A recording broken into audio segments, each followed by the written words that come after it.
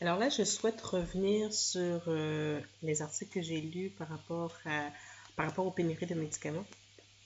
Alors, le discours des pharmaciens et des médecins est qu'il y a un impact sur les soins qu'ils offrent aux patients et qu'ils demandent au gouvernement fédéral de normaliser la situation par la légifération. On a aussi le vérificateur général du Québec par intérim qui dit qu'il n'arrive pas vraiment à situer la responsabilité de l'industrie pharmaceutique quant aux pénuries de médicaments, en ce sens que c'est une entreprise privée et donc elle a des stratégies de vente pour la profitabilité de leur entreprise. Et de ce fait, il est tout à fait dans cette logique, il est tout à fait normal qu'ils procèdent de la sorte, mais il ne, il ne les, comment pourrais-je dire, ils ne considèrent pas que l'industrie n'a pas que ces entreprises n'ont pas une responsabilité, mais plutôt ils n'arrivent pas à la saisir ou à la cibler, si vous voulez. Ensuite, on a le gouvernement fédéral qui considère que son rôle ne devrait se limiter que à la réglementation des médicaments, c'est-à-dire de s'assurer que ce qui est en vente au Canada a déjà été vérifié et donc que l'on peut vendre ces médicaments-là. Maintenant, il y a une initiative pour rendre obligatoire rendre obligatoire l'annonce des ruptures de stock en médicaments. Alors, ce serait aux entreprises de l'industrie pharmaceutique d'annoncer ces pénuries, quels produits, pour quelle période. Présentement, c'est fait de façon optionnelle, alors c'est volontaire. Les entreprises peuvent ou non annoncer leur risque de rupture de stock ou leur actuelle rupture de stock pour une période donnée. Voilà. Pour ce qui est du gouvernement provincial, alors tous les gouvernements provinciaux ou territoriaux du Canada ont une logique de réduction de coûts et on voit que ça se fait même ressentir au niveau au niveau des hôpitaux où ils vont retenir moins de stock pour s'assurer qu'ils ont des coûts moindres, mais on comprend qu'il y a un risque attaché à ça. Donc, au moment que cet hôpital aurait besoin de médicaments, mais il pourrait ne pas être disponible. Et aussi selon la logique d'attribution des d'attribution de fournisseurs, ou en fait alors d'attribution d'appels d'offres. Le gouvernement a souvent un seul fournisseur pour par médicament, disons. Alors, si le fournisseur ne peut fournir les hôpitaux, eh bien, on se retrouve dans une situation de pénurie de stock dans les hôpitaux parce qu'on n'a pas nécessairement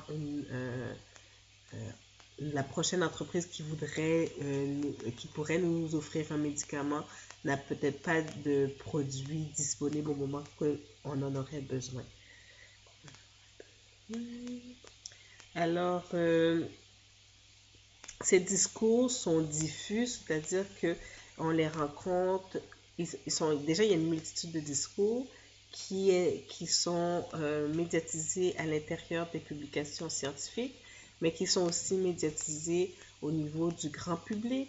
Alors c'est ce qu'on retrouve dans les journaux, c'est ce que l'on peut retrouver de temps en temps aussi aux informations télévisées. Et ceci est causé par...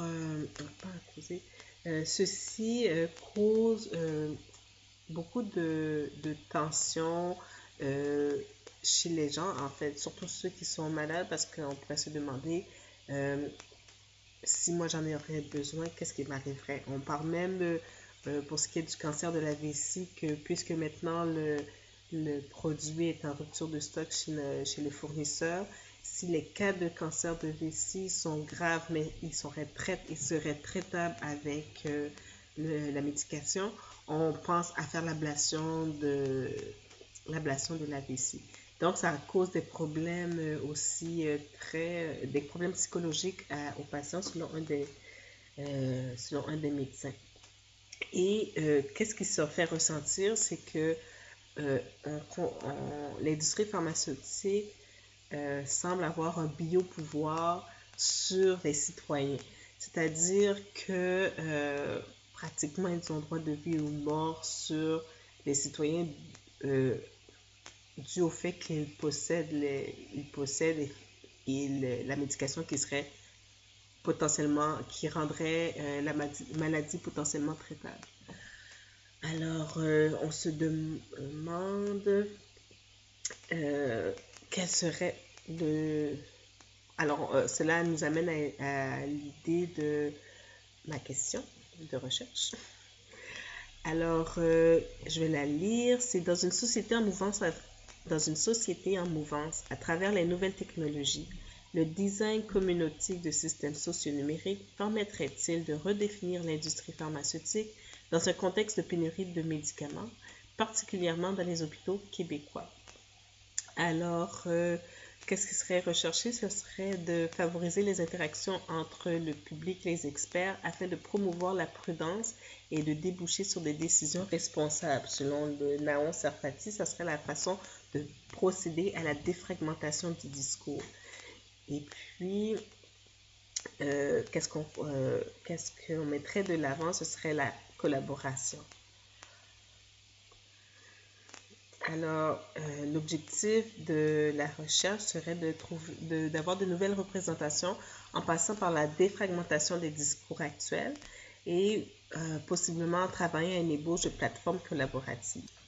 Alors, pour redéfinir l'industrie pharmaceutique, j'irai avec la suggestion de Naon Sarfati qui est de procéder à la défragmentation du discours afin d'avoir de nouvelles représentations qui nous permettraient de voir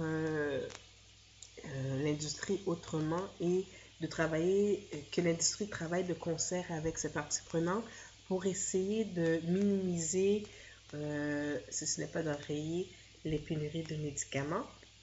Mais pour ce qui est lorsqu'elles sont présentes, ces pénuries, voir comment pallier à ce problème en faisant appel à toutes les parties prenantes.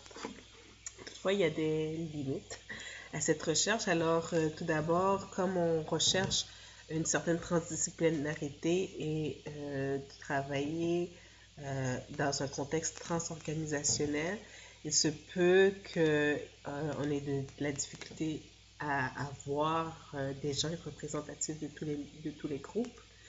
Il se peut aussi que cette transorganisation,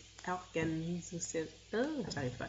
Alors, de travailler avec des gens de différentes organisations peut aussi être difficile de se rendre à un consensus. Donc, pour ce faire, il faudrait tenter l'expérience.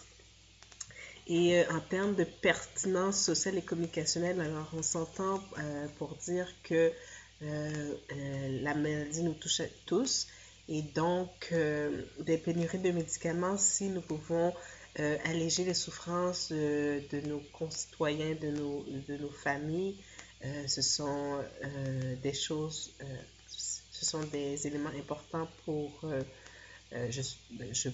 tout cas, je suppose que c'est important pour tous et chacun.